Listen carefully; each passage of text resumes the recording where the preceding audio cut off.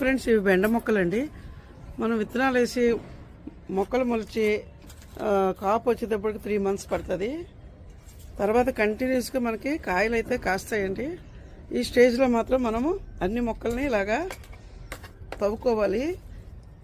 కలుపు మొక్కలన్నీ పీకేసేసి తవ్వుకొని మనము కొద్ది కొద్దిగా వర్మీ కంపోజ్ వేస్తే చూడండి, ఇలాగ చిగుర్లు వస్తాయి. చిగుర్లు వచ్చి మళ్ళీ బెండకాయలు వస్తాయి మనకి.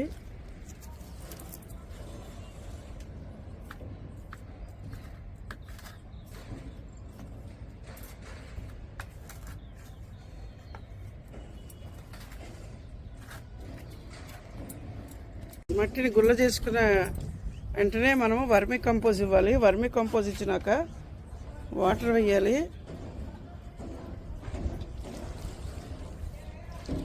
ఇప్పుడు మళ్ళా చిగుర్లు వచ్చి బెండకాయలు బాగా కాస్తాయి మనకి.